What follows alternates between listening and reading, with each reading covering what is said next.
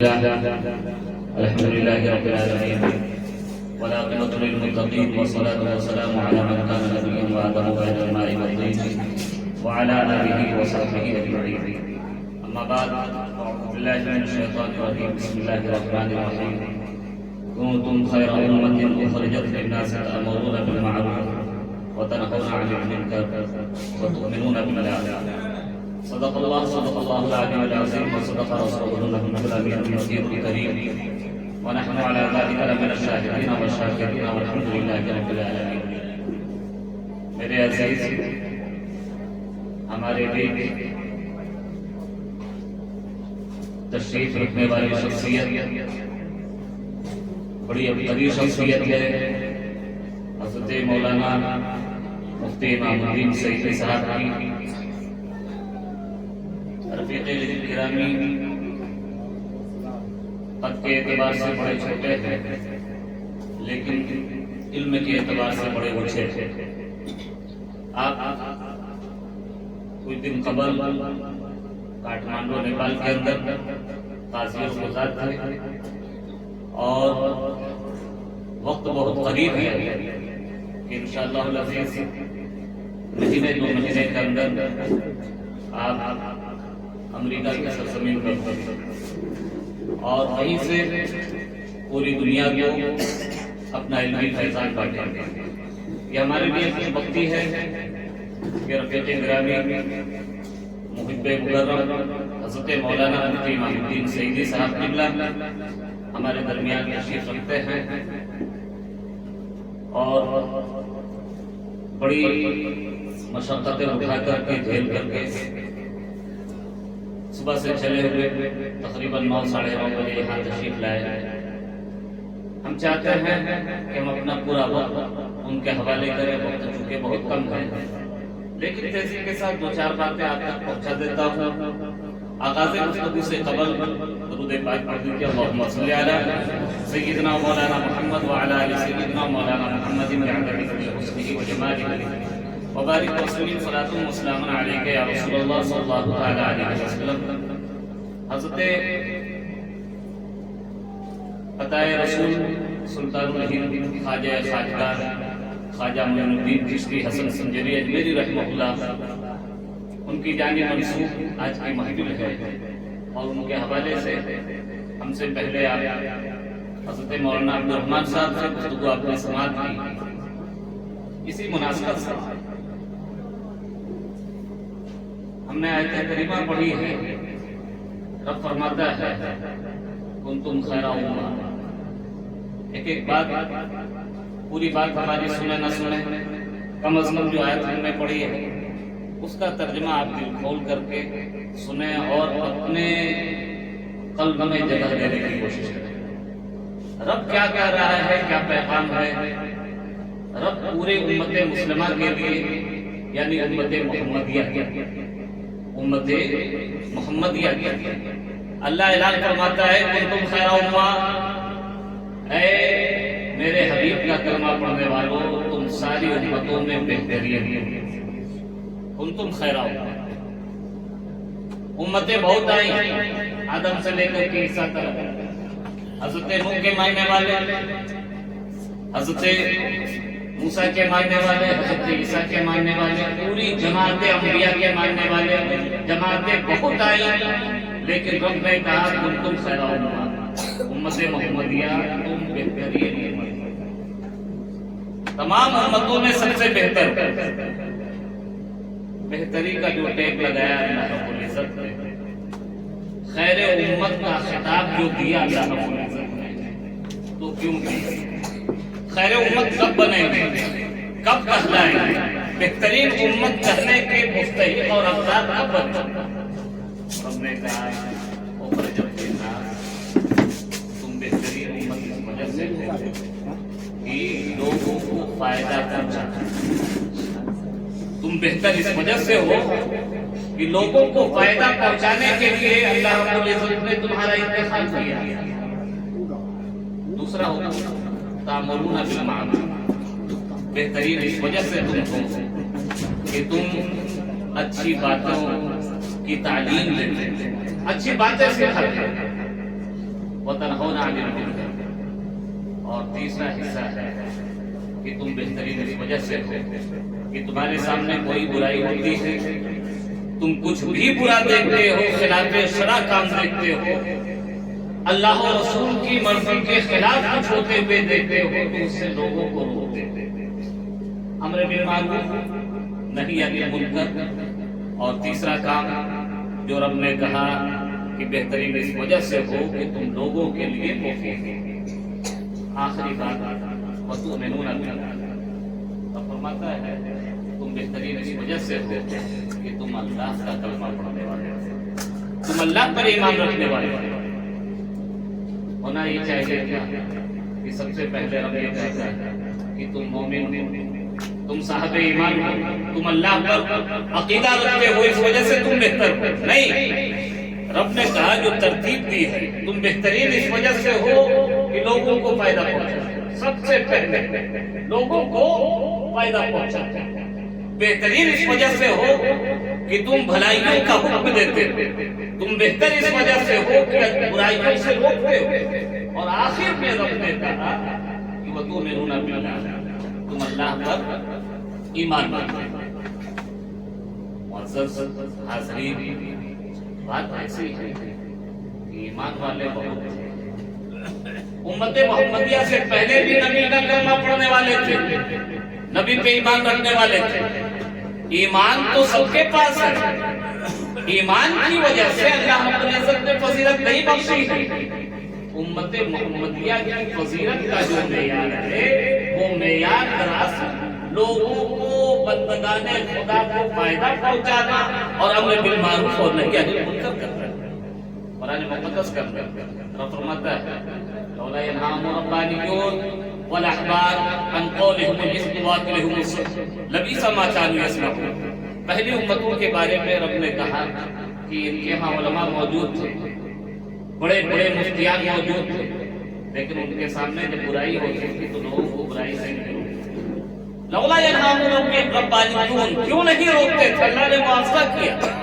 تو ایمان کافی نہیں ہے، خیر امت کہلانے کے لیے ایمان کے ساتھ ساتھ امر بالمعروف بھی ہونا چاہیے، نہی عن المنکر بھی ہونا چاہیے، اور تمام بندگان خدا کے لیے مفید اور نفع بخش بھی ہونا چاہیے، تب خیر امت۔ کیسا ایمان؟ ہم لوگ والا ایمان نہیں، ایسا ایمان کہ اگر نبی کا کلمہ پڑھ لیا تو نبی کا جو کچھ حکم آ جائے، نبی جو بول دے تو اس میں ذرہ برابر شک نہ رہے، شک نہ رہے۔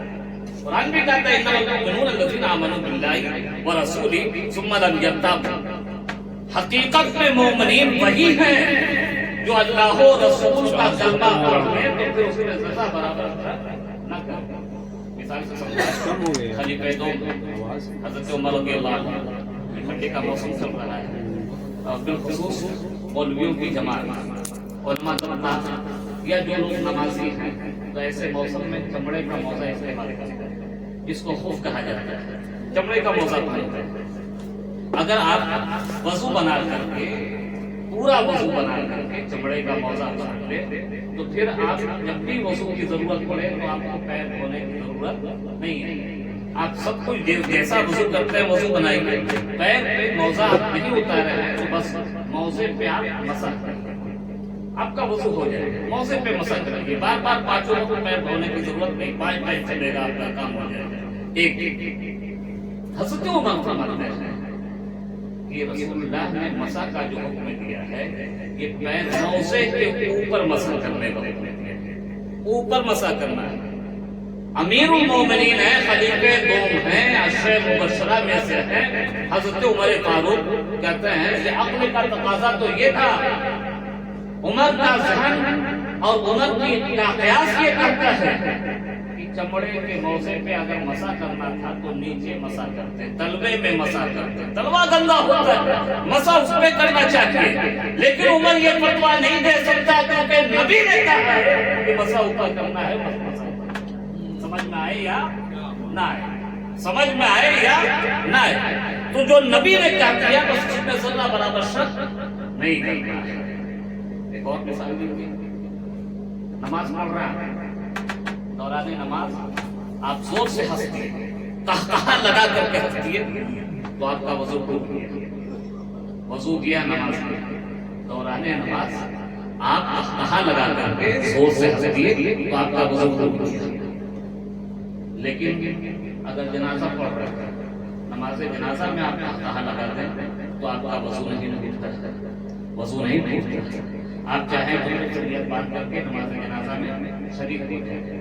عقل حیران ہے، تقاضا یہ تھا کہ اگر وہاں وضو ٹوٹ رہا ہے تو اس نماز میں بھی وضو ٹوٹنا چاہیے، لیکن نہیں، رسول نے جہاں کے لیے کہا بس وہی نماز ٹوٹے گی اور نہیں لم یبقى، جو نبی نے کہہ دیا ہے اب اس میں ذرا برابر شک نہیں کرنا۔ اب لوٹتے ہیں آج کی مجلس کی طرف۔ آقا نامدار کی بارگاہ میں سیدنا خواجہ معین الدین چشتی حسن سنجری اجمیری رحمہ اللہ روزہ انور پہ تشریف لے جاتے ہیں۔ 535 ہجری میں باختلاف روایت، 535 ہجری میں سلطان الہند حضرت خواجہ معین الدین چشتی کی پیدائش ہے، 535 ہجری میں، اور 633 میں آپ کا وصال ہے۔ تقریباً 98 سال کی عمر پائی، 98 سال کی عمر پائی۔ ہندوستان کی سرزمین پر تشریف لانے سے پہلے ہمارے خواجہ در رسول پہ حاضری کے لیے جاتے ہیں، آقا کی بارگاہ میں حاضر ہیں اور مسجد نبوی میں ذکر و فکر میں لگے ہوئے ہیں کہ اتنے میں آواز آتی ہے، معین الدین تمہیں ہندوستان اجمیر جانا ہے، معین الدین تمہیں ہندوستان اجمیر جانا ہے۔ خواجہ صاحب کو جب نبی کی آواز سنائی تھی کہ معین الدین تمہیں اجمیر جانا ہے، بچہ پڑے بہت خوش ہوئے کہ آقا نے ہمارا انتخاب کیا ہے ہندوستان کی دھرتی کے لیے، اجمیر جانا ہے۔ لیکن ساتھ ساتھ حیرت ہو رہی تھی، فکر ہو رہے تھے کہ اجمیر پتہ نہیں کہاں ہے، کیسے جائیں، روٹ کیا ہوگا۔ آج کا زمانہ تو بڑا ترقی کر گیا ہے، اگر آپ کو کہیں بھی جانا ہو کچھ نہیں، میپ چالو کر لیجیے، جی پی ایس چالو کر لیجیے اور آپ کو کھل جائے، جہاں جانا چاہتے ہیں چلے۔ لیکن یہ جی پی ایس جو ہے کبھی کبھی ایسا راستہ دکھاتا ہے کہ ہم جیسا عالم بھی بھٹک جاتا ہے، ہم جیسا عالم اشاروں میں چلے جائیے، میپ کھولیے تو دو راستے نہیں کئی راستے بتانا شروع کر دیتا ہے۔ ایسا راستہ کی فارمولہ کی جگہ نہیں، بات فارمولہ لے کے پہنچ کے معلومات میں بیک ہونا پڑ رہا ہے، واپس آنا پڑ رہا ہے۔ جی یہ انسان کا بنایا ہوا ایپ ہے۔ آپ کوئی ضروری نہیں ہے کہ آپ کو مقصد تک پہنچا دے، منزل تک پہنچا دے، بھٹک سکتے ہیں، لیکن نبی اگر کسی کو راستہ دکھا دے تو، نبی اگر کسی کو راستہ دکھا دے تو بتائیے وہ بھٹکے گا۔ حضرت خواجہ سلطان الہند خواجہ معین الدین چشتی حسن سنجری پریشان ہیں کہ آقا کا حکم ہے، جانا تو ہے، جانا تو ہے، لیکن پتہ نہیں کیسے جائیں گے، کیا ہوگا۔ لیکن اس سے پہلے بتا دیں، ہم جیسا مولویوں کا پسینہ چھوٹ جاتا ہے، اگر ہمارا پیر کہتے کہ آپ مدرسے سے نکلو، مدرسے سے نکلو اور نکل کر کے جاؤ اجمیر کی گلیوں میں، وہاں تبلیغ کرنا ہے، چلے جاؤ گجرات، تمہیں وہاں کے لیے ہم نے منتخب کر دیا ہے، پریشان ہو جائیں گے۔ بچوں کا کیا حال ہوگا، ان کو کون دیکھے گا، چھوٹے چھوٹے بچے ہیں، ان کی پڑھائی کا انتظام کیسے ہوگا۔ خواجہ صاحب کا ایمان دیکھیں، کیا قائد کریم نے منتخب کیا تو پھر کچھ نہیں دیکھا، گھر کا کیا ہوگا، ماں کا کیا ہوگا، پڑوسیوں کا کیا ہوگا، جاننے والوں کا کیا ہوگا۔ آقا کا حکم ہے، اب اس میں ذرا برابر شک نہیں کرنا، چل دیے۔ خواجہ صاحب کو آقا نے خواب میں دکھلایا یہ اجمیر ہے۔ آقا کے اشارے پہ خواجہ صاحب ہندوستان تشریف لائے، اجمیر کی دھرتی پہ۔ کیوں آئے تھے اجمیر کی دھرتی پہ؟ بزنس کرنے آئے تھے یا انگریزوں کی طرح ایکسپورٹ امپورٹ کا کام کرنے آئے تھے؟ یہاں مال بنوانا تھا، سپلائی کرنا تھا باہر۔ کس لیے آئے تھے؟ امر بالمعروف اور نہی عن المنکر، لوگوں کو اچھی بات سکھانے کے لیے اور برائیوں سے روکنے کے لیے، اچھی بات سکھانے کے لیے اور برائیوں سے روکنے کے لیے بڑی تیزی کے ساتھ پہنچاتا ہوں اصل گفتگو حضرت مولانا صاحب اللہ کی ہوئی ہے. اور کیوں آئے تھے خواجہ صاحب؟ تو خواجہ صاحب آئے تھے لوگوں کو فائدہ پہنچانے، اخرجت للناس، تمام لوگوں کو فائدہ پہنچانے کے لیے، صرف سنیوں کو فائدہ پہنچانے کے لیے نہیں، تمام انسانوں کو فائدہ پہنچانے کے لیے قرآن کہہ رہا اخرجت للناس للمؤمنین نہیں کہہ رہا ہے، صرف مومنوں کو فائدہ نہیں پہنچانا ہے. اللہ کی دھرتی پہ جس کے اندر بھی روح ہے، بشکل انسانی ہے، چاہے وہ اللہ کو مانے نہ مانے، سب کو فائدہ پہنچانا. اور آقا کریم کی حدیث سناتا ہوں، آقا کریم رؤوف الرحیم صلی اللہ علیہ وسلم ارشاد فرماتے ہیں خیر الناس، بہت چھوٹی سی حدیث ہے، خیر الناس انفعهم للناس، خیر الناس انفعهم للناس، لوگوں میں بہترین وہ ہے جو تمام انسانوں کو سب سے زیادہ فائدہ پہنچاتا ہے. لوگوں میں سب سے بہتر وہ ہے جو تمام انسانوں کو سب سے زیادہ فائدہ پہنچانے والا ہے. اب دیکھیے خواجہ صاحب کی شخصیت کیسے فائدہ پہنچایا. ابھی ہم نے بتایا خواجہ صاحب کی پوری عمر کتنی ہے؟ 98 سال. 98 سال کی پوری عمر پائی. اور ہندوستان کو کتنا دیا؟ ہندوستان میں کتنے دن رہے؟ 45 سال. 45 سال ہندوستان والوں کے لیے وقف کر دیا. اور 45 سال میں کیا فائدہ پہنچایا لوگوں کو؟ ہندوستان کی دھرتی پہ جب تک خواجہ صاحب نہیں آئے اس وقت تک کوئی اسلام کو جاننے والا نہیں تھا، کوئی کلمہ کو جاننے والا نہیں تھا، کوئی کلمہ پڑھنے والا نہیں تھا. یہ خواجہ صاحب کی دین ہے اور یہ خواجہ صاحب کا فیضان ہے کہ 45 سال کی زندگی میں آپ نے 90 لاکھ لوگوں کو اسلام کے قریب کر دیا. 90 لاکھ لوگوں کو اسلام کے قریب کر دیا. ایسا فائدہ پہنچایا اخرجت للناس، کیونکہ رسول کے جانب سے منتخب ہو کر کے آیا. نام حسن تھا اور نجیب الطرفین، حسنی بھی تھے اور حسینی بھی تھے. پورے مال اور پوری جان لگا دی دین کی تبلیغ کے لیے اور خوب لوگوں کو فائدہ پہنچایا. لیکن یاد رکھیے انسان فائدہ اسی سے حاصل کرتا ہے جو فائدہ پہنچانے کی طاقت رکھتا ہو. جی آپ مدد اسی سے مانگیں گے جو مدد کر سکتا ہو، قرضہ اسی سے مانگیں گے جو مالدار ہو، مال رکھتا ہو، تبھی تو قرضہ مانگیں گے. آپ کو وضو کی ضرورت ہے، نمازیں پنجگانہ پڑھنے جا رہے ہیں، قرآن کی تلاوت کرنا ہے، عیدین کے لیے تیار ہونا ہے، غسل کرنا ہے، تو وضو اور غسل کے لیے آپ ایسے پانی کے قریب جائیں گے جو پانی پاک بھی ہو اور پاک کرنے کی صلاحیت بھی رکھتا ہو، جو پانی پہلے سے ناپاک ہے. اور آپ خود غسل کی ضرورت ہے، آپ ناپاک ہیں، جنوبی ہیں، آپ کو پاکی کی ضرورت ہے. تو پاکی کی ضرورت ہے تو ناپاک پانی سے آپ پاکی حاصل نہیں کر پائیں گے. اگر آپ ناپاک ہیں اور ناپاک ہی پانی استعمال کریں گے تو اور ناپاک ہو جائے گا. پاکی حاصل کرنا ہے تو پانی پاک چاہیے، پاک پانی چاہیے، طاہر. لیکن صرف طاہر سے کام نہیں چلے گا.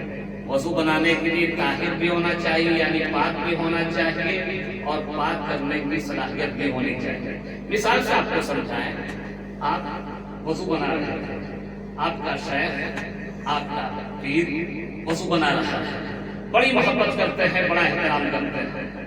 آپ جس عالم سے عقیدت رکھتے ہیں، جس شیخ سے آپ کا رشتہ جڑا ہوا ہے، کس سے بھی آپ عقیدت رکھتے ہیں، آپ کا شیخ وضو بنا رہا ہے، اس وضو سے جو غسالہ گر رہا ہے، وضو کا بچا ہوا پانی آپ نے ایک برتن میں رکھ دیا. اب آپ چاہیں تو اس بچے ہوئے پانی سے ہم وضو بنائیں یا غسل کریں، پاکی حاصل کریں، تو آپ پاکی حاصل نہیں کر سکتے. وہ پانی ناپاک ہے، پانی ناپاک نہیں، پانی پاک ہے، وہ پانی پاک ہے لیکن اس سے پاکی حاصل نہیں کی جا سکتی. اس کو فقہ مائع مستعمل بولتے ہیں. مائع مستعمل استعمال کیا ہوا پانی، وضو اور نماز وغیرہ پڑھنے کے لیے جو پانی استعمال کیا جائے مائع مستعمل. پانی تو پاک ہے لیکن پاک کرنے کی صلاحیت نہیں. عام مومنین بھی پانی کی طرح کئی قسموں میں بٹے ہوئے ہیں۔ عام مومنین جو عوام کا طبقہ ہے، ان کا طبقہ مائع طاہر کی طرح ہے، پاک پانی کی طرح، پاک پانی کی طرح، جہاں رہے مفید بن کر کے رہے۔ ان سے فتویٰ تو نہیں پوچھا جا سکتا، پاکی تو حاصل نہیں کی جا سکتی، ان سے فتویٰ تو نہیں پوچھا جا سکتا، مقتدا نہیں بنایا جا سکتا، لیکن عوام کا فائدہ تو اتنا ضرور ہے کہ وہ جہاں رہیں گے شرک کو دور کریں گے، کفر کو مٹائیں گے، معصیت کو ہٹائیں گے، گناہوں سے بچیں گے۔ اس طرح مائع مستعمل آپ کو بات تو نہیں کر سکتا، لیکن اگر نجاست لگ جائے، گوبر لگ جائے پیر میں، تو آپ گوبر ہٹا سکتے ہیں، دور کر سکتے ہیں، اور نجاست آپ کی ظاہر ہو جائے گی، آپ پاک ہو جائے گی۔ تو یہ عوام کا حصہ ہے جو مائع طاہر کی طرح ہے۔ جو علماء کا طبقہ ہے، علماء کا حال یہ ہے کہ وہ طاہر بھی ہے، مطہر بھی ہے، صالح بھی ہے اور اصلاح بھی کرتے ہیں۔ خود صالح ہیں، لوگوں کی اصلاح کرتے ہیں، وہ مفسد نہیں ہے، فساد نہیں پھیلاتے، وہ طاہر بھی ہیں اور مطہر بھی ہیں، صاحب ایمان بھی ہیں اور ایمان بانٹتے بھی ہیں، صاحب اسلام ہیں، اسلام کی تبلیغ بھی کرتے ہیں۔ اگر وہ صاحب اسلام ہو اور عالم کا ٹیک لگائے ہوا ہو اور اسلام کی تبلیغ نہ کرتا ہو، فساد پھیلاتا ہو، اصلاح کی کوشش نہ کرتا ہو، تو یاد رکھیے گا کہ وہ عالم کا ٹیک لگا کر کے جاہلوں کو گمراہ کرنے والا وہ شیطان کا ایجنٹ ہے، وہ عالم نہیں ہے۔ عالم کا کام یہ ہے کہ وہ اپنا سینہ پاک کرے اور جس سے ملے اس کا بھی سینہ پاک کرے، وہ خود صاحب ایمان ہو، لوگوں کو ایمان کی دولت سے مالا مال کرتا ہے۔ لیکن تھوڑا سا رک کر کے اور آگے تفصیل کریں، علماء طاہر بھی ہیں، مطہر بھی ہیں، لیکن مطہر بھی دو طرح کے ہوتے ہیں۔ آپ کو مثال سے سمجھائیں کہ آپ کو نہانا ہے، نہانے کے لیے پاک پانی بھی جو اس میں ڈالا بالکل پاک ہے، مطہر بھی ہے، طاہر بھی ہے، آپ نہائیں گے پاک ہو جائیں گے، لیکن وہ ایک بالٹی پانی یا ایک ڈرم پانی آپ کے پاس ہو، پاک پانی ہو، اور اس پانی میں اگر ایک قطرہ پیشاب گر جائے، ایک قطرہ شراب گر جائے، تو طاہر مطہر ہونے کے باوجود بھی وہ پانی ناپاک ہو جائے گا، نجس ہو جائے گا۔ علماء کا حال یہی ہے کہ وہ پاک تو ہوتے ہیں، ایک گرم پانی کی طرح ہوتے ہیں، پاک کرنے کی صلاحیت بھی رکھتے ہیں، لیکن خدشہ ہوتا ہے کہ کہیں ایسا نہ ہو کہ بھٹک جائے، کہیں ایسا نہ ہو کہ بھٹک جائے، کہیں ایسا نہ ہو کہ بھٹک جائے۔ اب آپ کو پہنچائیں اللہ کے نیک بندوں کی طرف، اولیاء کیسے ہوتے ہیں؟ علماء کا حال یہ ہے کہ وہ طاہر بھی ہوتے ہیں، مطہر بھی ہوتے ہیں، لیکن بھٹکنے کا خدشہ ہوتا ہے۔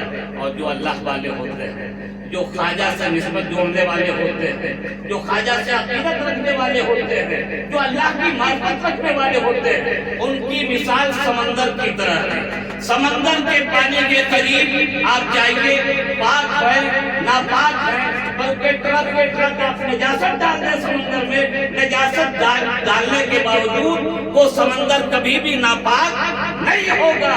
اللہ والے ایسے ہوتے ہیں کہ چاہے کافر آئے، مشرک آئے، معصیت زدہ آئے، گناہوں میں ڈوبا ہوا آئے، ان کے قریب آتا ہے تو نجاست ظاہر ہو جاتی ہے۔ سبحان اللہ۔ یاد رکھیے گا کہ صرف نجاست ظاہر اور پاک ہونا ہی نہیں، ایسا پاک ہوتا ہے کہ خود ان کے اندر پاک کرنے کی صلاحیت پیدا ہو جاتی ہے۔ خواجہ صاحب نے کوئی کتاب نہیں لکھی، لیکن ایسا طاہر و مطہر سمندر بن کر کے آئے، ایسا سمندر بن کر کے آئے کہ جس کو بھی قریب لیا وہ طاہر بھی بنا، مطہر بنا، طاہر بھی بنا، مطہر بھی بنا، اور ایسا مطہر بنا کہ جو ان کے قریب ہوا وہ کبھی نجس نہ رہ سکا، جو ان کے قریب ہوا کبھی نجس نہ رہ سکا۔ نعرہ تکبیر، نعرہ تکبیر، نعرہ رسالت، نعرہ رسالت، جشن خواجہ غریب نواز، جشن خواجہ غریب نواز، نعرہ تکبیر، نعرہ رسالت۔ میرے حضرت خواجہ صاحب سے ملاقات کرنے والے سلطان نظام الدین اولیاء، کیا خیال ہے؟ کیسے طاہر ہے جی، کیسے طاہر ہے؟ ایسا دربار ہے سلطان نظام الدین اولیاء کا کہ فرشتے دیکھ کر کے رخ کرتے ہیں جی، وہ محبوب الہی ہے، غوث پاک محبوب سبحانی ہے، سلطان نظام الدین اولیاء محبوب الہی ہے، اور سلطان نظام الدین اولیاء سے جو قریب ہوئے بابا فرید ہے، بابا فرید سے قریب ہوئے خواجہ قطب ہے، قطب سے قریب ہوئے بڑھتے جائیں سلسلے نصیر الدین چراغ دہلی ہے، صابر پاک ہے، ایسے بات پیدا کیے خواجہ صاحب نے۔ کتاب تو نہیں لکھا لیکن لوگوں کی کتاب بدل دی، لوگوں کی دنیا بدل دی، ایسی کتاب دنیا والوں کو دے دیا کہ ان کو دیکھے اور ایمان لائے، ان کو دیکھے اور ایمان کا باپ پڑھ جائے، ان کو دیکھے اسلام کا پورا طریقہ آ جائے۔ یہ خواجہ صاحب کا فیضان ہے۔ اس طرح سے دنیا والوں کے لیے، بالخصوص ہندوستانیوں کے لیے آپ مفید بن کر کے آئے، 90 لاکھ لوگوں کو فائدہ پہنچایا، پھر ایسا فائدہ پہنچایا کہ آج تک پوری دنیا میں ان کا فیضان جاری اور ساری ہے۔ اور اسی فائدہ پہنچانے کے لیے آخری بات آپ تک پہنچائے کہ حضرت خواجہ صاحب نے ایک بات بیان کی اور سبق دیا اپنے ماننے والوں کو اور بالخصوص ہندوستانیوں کو، یہ درس دیا۔ آپ فرماتے ہیں کہ لوگوں اللہ کا دوست بننا چاہتے ہو، اللہ کا محبوب بننا چاہتے ہو، اللہ کا پیارا بننا چاہتے ہو، زیادہ کچھ نہیں کرنا، 3 کام کر لیتے ہیں، 3 کام کرو اللہ کے دوست بن جاؤ گے۔ وہ 3 کام کیا ہے؟ تو خواجہ صاحب کہتے ہیں کہ جہاں رہو دریا کی طرح سخاوت کرو، جہاں رہو دریا کی طرح سخاوت کرو۔ دوسری بات کہا جہاں رہو تو سورج کی طرح شفقت کرو، سورج کی طرح شفقت کرو۔ تیسری بات آپ فرماتے ہیں، کہتے ہیں کہ چاہے جتنے بڑے عالم ہو جاؤ، جتنے بڑے مفتی بن جاؤ، علامہ فہامہ بن جاؤ، لیکن ہمیشہ زمین کی طرح تواضع اختیار کرو، زمین کی طرح عاجز بن کر کے رہو۔ یہ 3 باتیں، دریا کی طرح سخاوت کرو، دریا کی طرح سخاوت کرو، تمہارے دروازے پہ کوئی بھی آ جائے، تمہارے دھرم کا ہو یا نہ ہو، تمہارے رنگ کا ہو یا نہ ہو، تمہارے نسل کا ہو یا نہ ہو، تمہارا ماننے والا ہو یا نہ ہو، تمہارے دروازے پہ آ گیا تو جس طرح دریا کے قریب پہنچنے والے کو دریا کبھی بھی وہ بھگاتا نہیں ہے، ایسے ہی تمہیں چاہیے کہ تمہارے قریب کوئی بھی آئے اس کو اپنے پیدائش سے مالا مال، سے مالا مال کرو، مہربانی کرو، سورج کی طرح شفقت کرو، سورج کی طرح شفقت کرو۔ آپ نمازی ہو تو آپ کے گھر میں سورج نکلے، ہم بے نمازی ہیں تو ہمارے گھر میں سورج کی روشنی نہ پڑے۔ آپ امیر ہو تو آپ کے گھر میں سورج کی روشنی پہنچے، ہم غریب ہیں تو ہمارے یہاں سورج کی روشنی نہ پہنچے۔ نہیں، سورج کبھی نہیں کہتا کہ یہ پھٹڑ ہے، یہ بڑا غریب ہے، یہ کھانے کا محتاج ہے تو ہم روشنی کیوں پہنچائیں۔ جو کھانے کے محتاج ہے اس کو روشنی پہ نہیں دیں گے، جو اللہ کو ماننے والا نہیں اس کو روشنی پہ نہیں دیں گے۔ جو بھی ہو تمہارے سامنے، جو بھی آئے، سورج کی طرح شفقت کرو۔ اگر شفیق بن جاؤ گے تو تمہارا اگر جانی دشمن بھی ہوگا تو تمہارا دل دے بیٹھے گا، تمہارا دل دے بیٹھے گا۔ اور تیسری اور آخری بات جو انہوں نے کی کہ زمین کی طرح تواضع، لوگ کیچڑ اچھالیں گے، تہمت لگائیں گے، تمہارے دامن کو تار تار کریں گے، تمہارے اوپر انگلی اٹھائیں گے، جو کرتا ہے کر لے، تم جہاں رہو زمین کی طرح تواضع اختیار کرو۔ زمین کے اوپر پخانہ کر دو، پیشاب کر دو، گلاب کا پھول لگاؤ، کانٹا دار پھول لگا دو، زمین کبھی نہیں کہتی کہ ہمیں گندا کیوں کر رہے ہو، بلکہ زمین کا حال یہ ہے کہ زمین کا سینہ چاک کرو گے، ایک دانہ ڈالو گے تو زمین ایک دانے کے بدلے 700 گنا ڈالے۔ یہ زمین پہ اگر کیچڑ ڈالو گے تو اسی کیچڑ کو کھاد کی شکل میں بنا کر کے تمہیں اور اللہ عطا کرے گے۔ جہاں رہو زمین کی طرح تواضع اختیار کرو، صبر کرتے جاؤ، ظلم سہتے جاؤ، تو جفا کر ہم وفا کر، ہم بھگتے جائیں گے، ہر ستم کی کچھ نہ کچھ تعبیر کرتے جائیں گے۔ کرنے والے کرے، تم اپنا عمل کرتے رہو، کوئی جواب مت دو، زمین کی طرح تواضع اختیار کرو۔ اگر زمین کی طرح تواضع اختیار کرو گے تو اللہ رب العزت اسی زمین سے ہزاروں لاکھوں روحوں کو غذا پہنچائے گا اور فائدہ پہنچائے گا، اور تم جہاں کہیں بھی رہو مفید بن کر کے رہو. اگر مفید بن کر کے رہو گے تب جا کر کے اللہ رب العزت کہے گا محشر میں کنتم خیر امہ، آؤ آؤ میرے قریب آؤ، تم تو بہترین امت ہو. تم جب بھی رہتے تھے جہاں رہتے تھے لوگوں کو فائدہ پہنچاتے تھے، جس حال میں رہتے تھے امر بالمعروف کرتے تھے، جہاں رہتے تھے نہی عن المنکر کرتے تھے، اور ہمیشہ اللہ کے عقیدہ رکھتے تھے، اللہ کو مانتے تھے. یہی اللہ کے ماننے والوں کا درس ہے. اور اللہ والوں کی مجلس میں آج ہم بیٹھے ہیں. ہمیں چاہیے کہ خواجہ صاحب کے یہ 3 باتوں کو اپنے ذہن و دماغ میں اتاریں، قرآن کریم کی اس آیت کریمہ کو بار بار پڑھیں.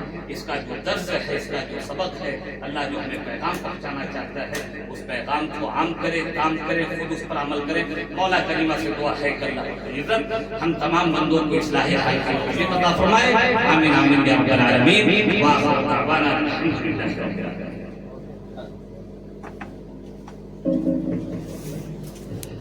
سبحان